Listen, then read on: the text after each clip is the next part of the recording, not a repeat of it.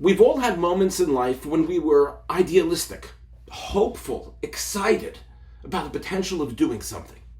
And then somebody else came along and maybe made us less excited, took away our idealism, made us be less hopeful by virtue of something that they said.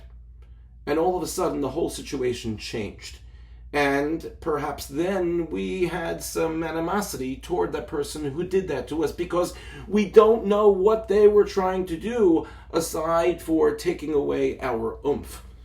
In Parshas Matos, Moshe Rabbeinu was surprised that 2.5 tribes came to him and said, on the cusp of entering the land of Israel, they said, you know what, Moshe, we look at the space here on the eastern bank of the Jordan River, on the other side, and we say, we would like for our animals to be able to pasture here because it's beautiful land here.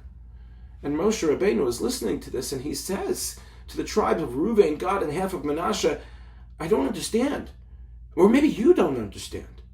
And he gives them a history lesson of the Meraglim and says, your actions could dissuade the Jewish people from entering Eretz Yisrael with a sense of idealism, hope, and excitedness.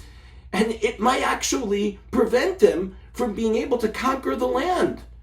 And so when they hear the words of Moshe, V'lamas niyun, why would you do this? Why would you dissuade them? All of a sudden, Reuven, Gad, and half of Manasseh, they come up with a different idea.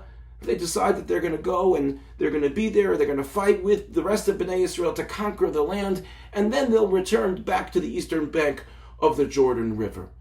But they stood up at least and realized that the damage that they possibly were doing by making their request would take the oomph out of the soul of the Jewish people and might actually prevent them from being able to conquer the land of Israel as they were finally about to do.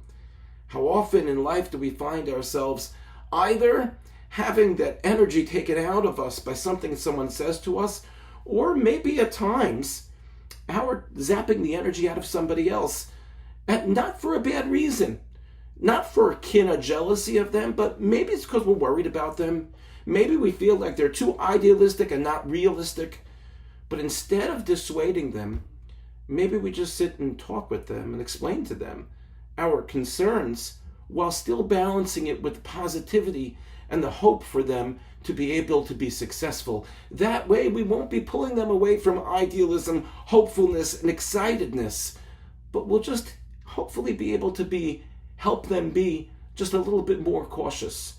And cautious is something that in balance is always a good possibility for us to have in mind when we approach anything in life.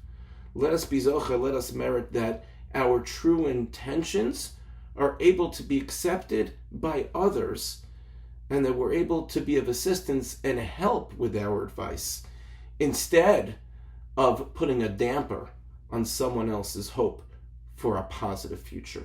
Thank you for listening, and have a good Shabbos.